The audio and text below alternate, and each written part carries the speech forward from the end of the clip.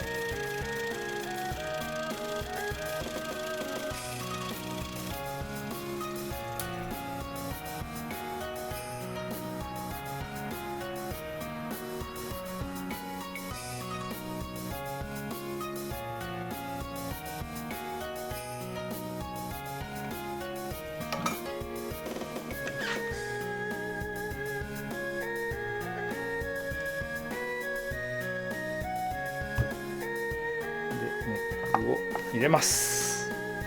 こに入れます。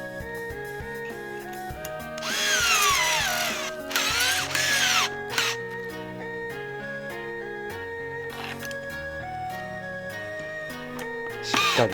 締めていきます。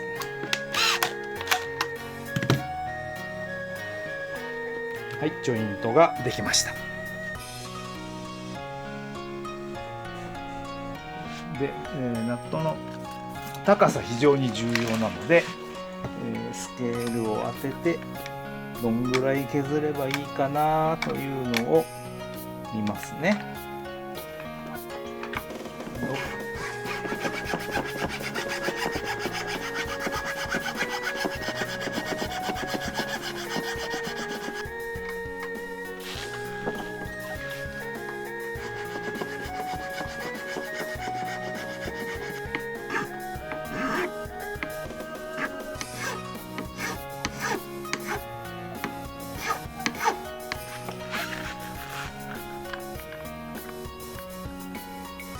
仕上げていきますね。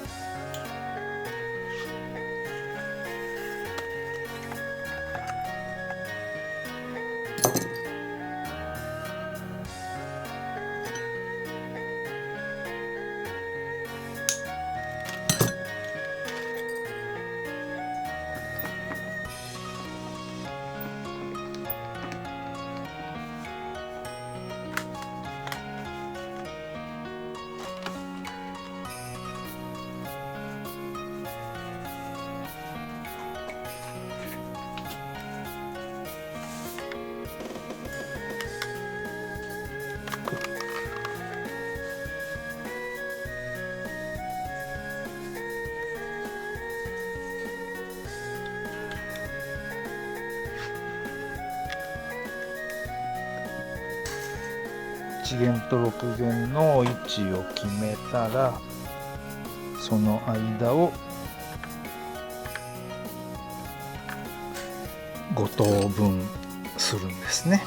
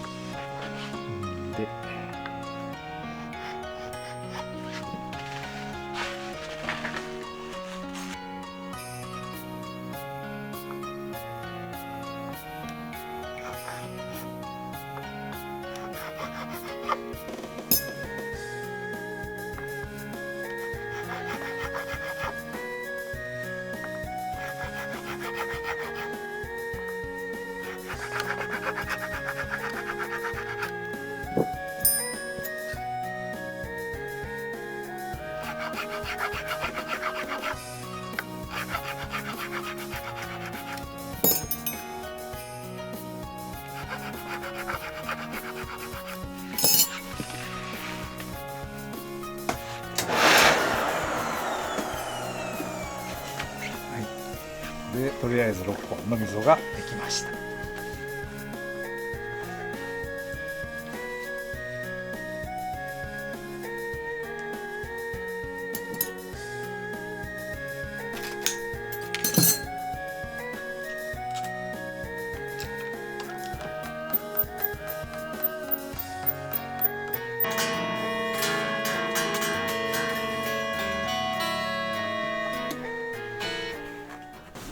この会社創業何年ぐらい経つ会社なんですか？創業だと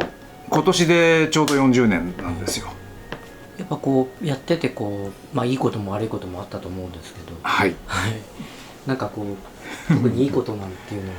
いいことですか、商売的にはですね、正直あんまり良かったことってないんですけど、ただやっぱりこういうね言い方だとなんか優等生的なことになりますが、やっぱお客さんにやった仕事を喜んでもらえるというのがいいことのやっぱり一番のことですよね。幸いにしてやっぱお客さんには喜んでもらえることが多いので、それが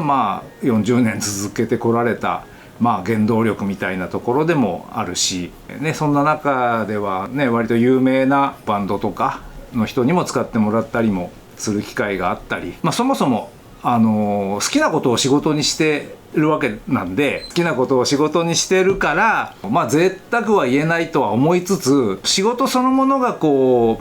嫌でしょうがないとかいうことにはならないので、楽しく仕事は、できてるなとは思いますね。なんか有名なバンドの方が使われてるということで、バンプ・オブ・チキンというね今でも大活躍しているバンドですけども、バンプ・オブ・チキンの藤原さん、直井さんが、うちの楽器を弾いてくれてて、で、もう一人のギターの増川さんのギターもうちで面倒を修理とかねメンテナンスとかの面倒を見たりもしてて、そんなことで非常にバ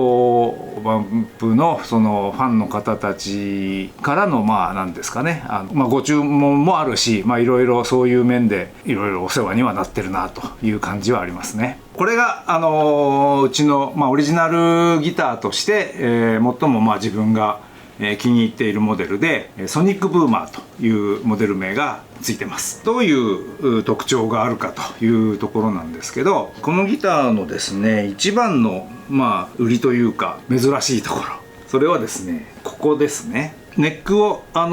ネジでボディと留めているんですけれども、やはりそのボディとネックが簡単に取り外せるというのは後々のそのメンテナンスのことを考えると非常に有利だということで、やはり外せる方がいいよということは思ってるわけですね。ただやっぱり通常は、いわゆる、ディタッチャブルネックっていうんですけどの場合はどうしても、ジョイント部分が必要なので、指板が、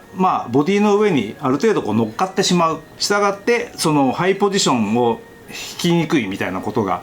あるんですけども、裏側からネックを差し込んでネジ止めすることで、指板を全部ボディの外に出せると。だから最終フレットまでストレスなし弾けるというのが、